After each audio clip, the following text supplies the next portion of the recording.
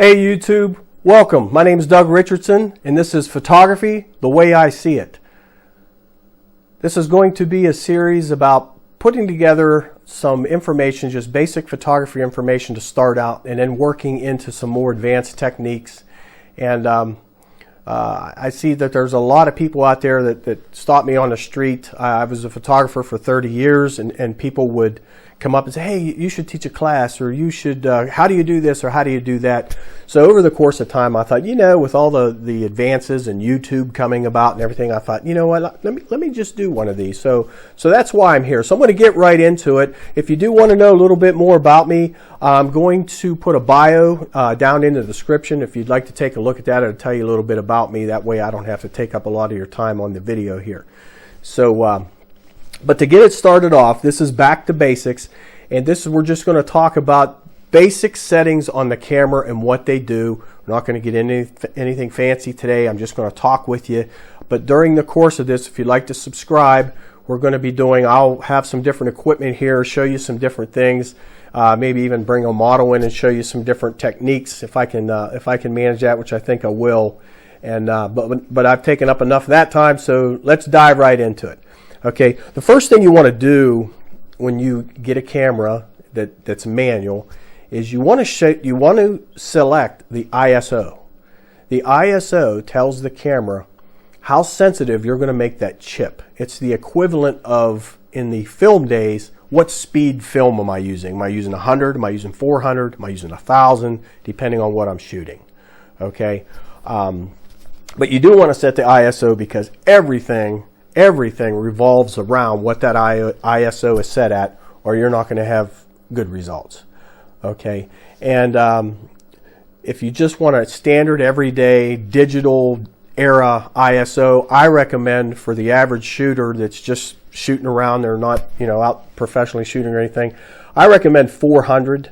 Back in the day I'd shoot 100 because the lower the ISO of the film, the better the quality of the picture when it comes to graininess, or nowadays they call that noise. We'll get into that in another episode too.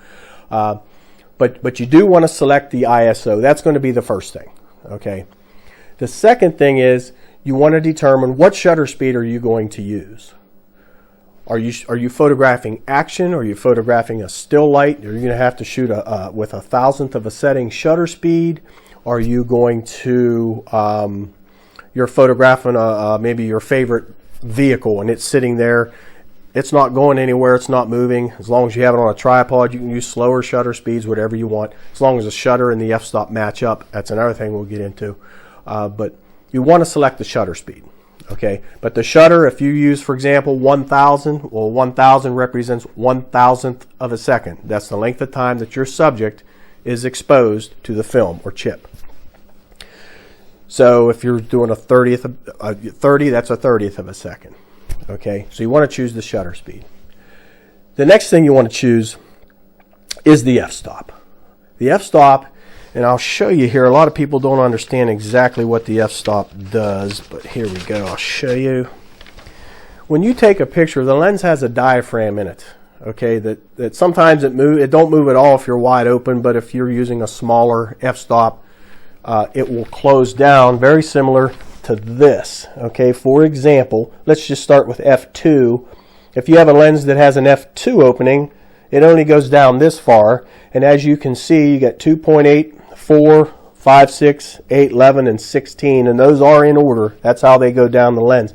Now, in digital days, digital will have third stops in between here. They've developed that with technology.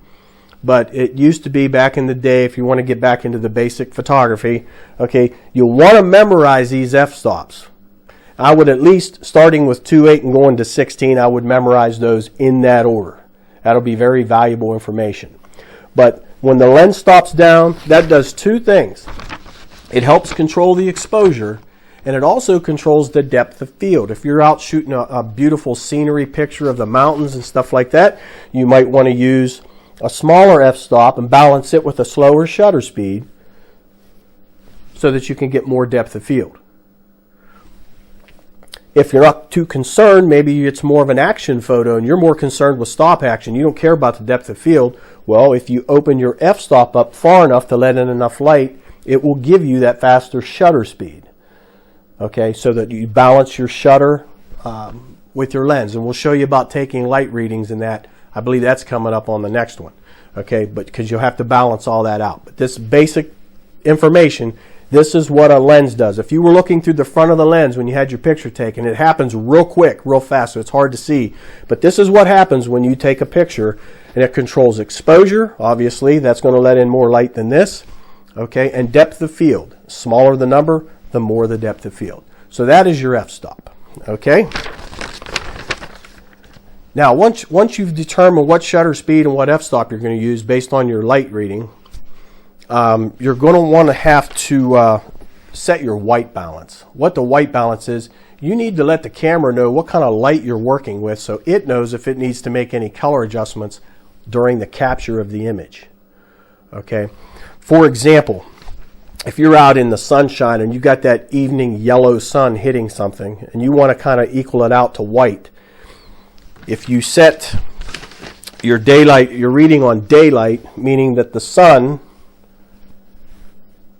is your main light, it adds some warm tones to it to offset. It offsets it to get it onto the chip the way it's supposed to. I'll go down these for you. This is probably easier. I never use auto white balance. I want to know what's happening. You can if you want, but it can shift on you. Okay. If you choose this setting here is a daylight setting. That means you're outside in regular daytime, and the camera, you're telling the camera that that's what you're using. It'll make the adjustment. Okay. When there's a cloudy and shade are the same thing. It's just cloudy is pretty much open shade. There's no sun involved, but it's a cloudy day. Shade, there might be sun involved, but you're in the shade, so you're getting the same effect. If you notice, it says the same thing. Camera adds warm tones, camera adds warm tones. So it's kind of the same thing. So shade setting, cloud setting.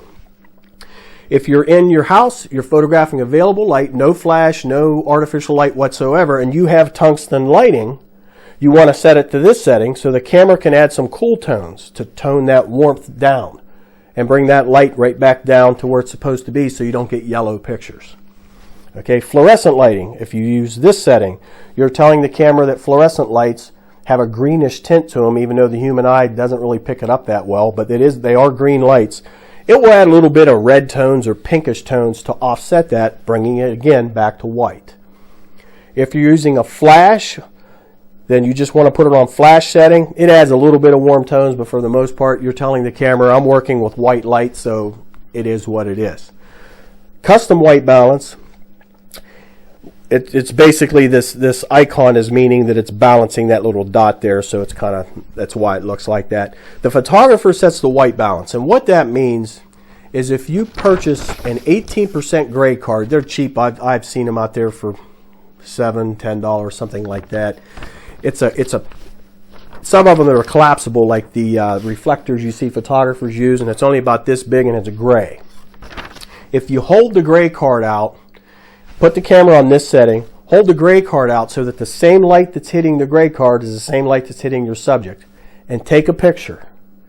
Then choose this setting on your camera, and you'll go to the white balance setting, choose this setting, choose the photo that you just took. You're telling the camera, hey, this is 18% gray. I want you to make it so that it looks the way it's supposed to look when I take the picture. It will adjust the color and throw an accurate image onto your chip or onto your film, whichever you happen to be using. So, but that's what this is what all these little things mean, okay, as far as your white balance. Okay, so this is just a basic get-go just to get this whole series started.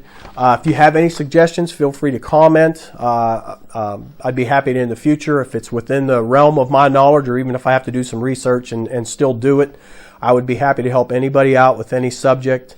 I know I got quite a list of things I'm going to do already. But I'm asking you, please subscribe, like if you found out if you learned anything. And the next episode that I put out there is going to be called Selecting the Exposure.